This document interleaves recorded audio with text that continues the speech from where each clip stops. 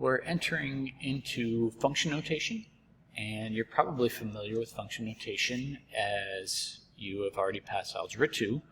And remember, this is f of x written right here, not f times x. I see that all the time where students think this means f times x.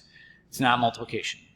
What it's saying is we have this x value that we replace with this new numerical value. So as we see f of x, we rewrite it as the function without the x in it. So I'm looking at this function, by the way, if you're lost. And what do we replace that x with? The new x value, so it's -4. And now it's just the order of operations. Make sure you do your parentheses first. -4 plus 3 is -1. Then you square that number. Squaring -1, remember, -1 times -1 is +1. And then this means multiplication. So you multiply next. -2 times 1 is -2. And then you add 4, and you get your y value of 2. Same thing with the next one, just going to change colors. So this is read as f of -1. So just rewrite your equation and replace the x with your new x value, -1. So order of operations, parentheses first, then your exponent. 2 squared is 4. Then you multiply. I have ran out of room here, so I can assume you can do this. -2 times 4 is -8, plus 4 is -4. And then one more time, just making sure you understand.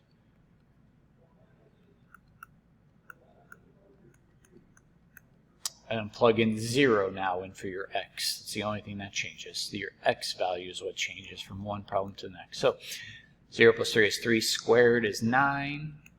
And then you multiply. -18 plus 4 gives me -14. I should have put a box around my answer. I like doing that. Let me do that over here. So what does this mean? Well, if we go back to this statement, f of x really means the y value. It's the y value when x is -4. So when you see f of -4, which you found that earlier to be 2, what it's saying is it's the ordered pair when x is -4, y is 2. And why this is unique, or why this is special, and why you should learn it, is because now you know exactly what function you're talking about. Is what if I had 3 graphs down and I wrote f, g, and h? If I wrote f of -4, I know it's the x-coordinate of the f function, which equals 2. And as we look at the graph, which I don't know if you notice on your notes, they already gave you the graph right here that you can verify that when x was -4, the y value was 2. When x is -1, the y value is 4. We found that earlier.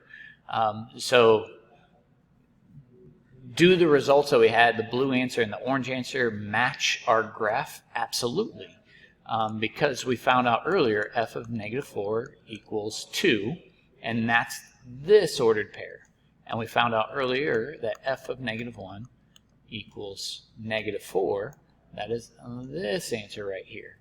And if we went back up to f of 0, so when x is 0 we get -14, well, our graph doesn't go down to -14, but that's exactly where it would be. So I think we're ready for the next. And I hope you're familiar from Algebra 2 that sometimes we called zeros several different things. We called them roots. Sometimes we also called them solutions. But the big thing that you probably remember from Algebra 2 is that these are also x-intercepts. So as we look at the x-intercepts in this graph, we're talking about right here and right here.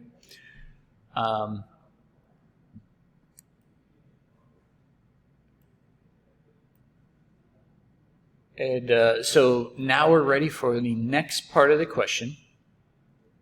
And that is using what we got from this question. I should have labeled these. Hopefully you can apologize or I can apologize that I didn't.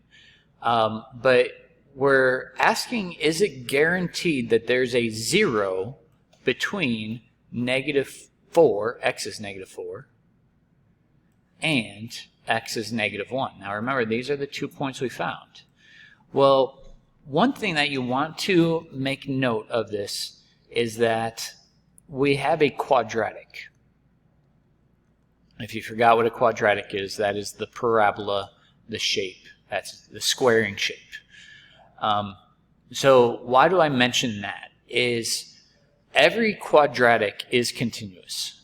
So quadratics are continuous. And I think you might know where I'm going with this, because we had a positive value over here. We had a positive answer right here. And down here, we have a negative answer. So how can we go from a positive to a negative? Well, the only way to go from a positive to a negative with a continuous function is it has to cross a 0 somewhere. So the only way to go from a positive to a negative, and I could say it the other way as well, a negative to a positive, but this is a positive to a negative, is if the function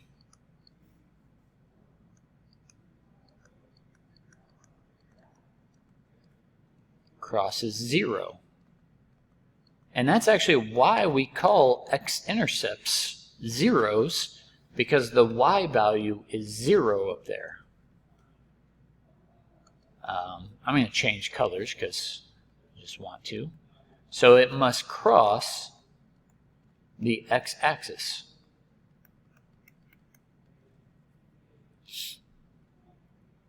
And right now we're not asking what the zeros are. We could say they're between -5 and -4, and we can also say between -2 and -1. I guess I just answered that. So we can't just look at this and say it's about -4.5. We can't say it's about -1.5, but we can say it's between. So which pairs of x values are they between? I believe I said -5 and -4. And then the other one's between -2 and -1. And if you need a better explanation, it's because you're looking at the x values on either side of those two. -2 and -1. And then further, you can see it goes from a negative to a positive, and then over here it goes from a positive to a negative. So that's how I came up with those two answers.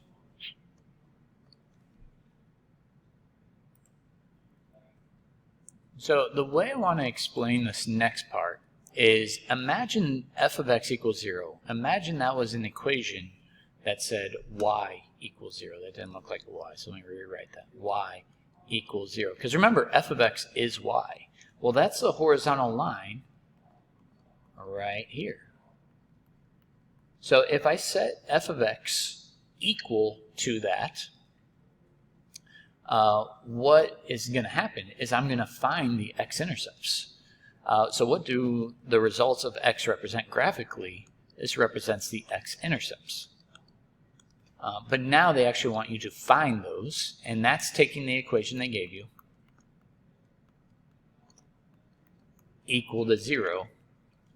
And I hope you remember doing this from Algebra 2. I didn't give myself much space, so I'm going to do 2 steps at once. What you want to do is subtract 4 over, so you get -4 on the right side, and then divide by -2, so you get 2. But then your next step is to square root both sides. Now don't forget, when you square root, you get 2 answers, the positive and the negative. And that decimal approximation is about 1.414. You can use a calculator. You'll notice all year long I round to 3 decimal places. Here's a calculator. And what you have to do next is subtract 3 from both of those values. So you can just subtract 3 over, and then you can also do the negative, because remember the square root of 2 could have been negative of that value, and subtract 3 over. So our two answers are negative 1.586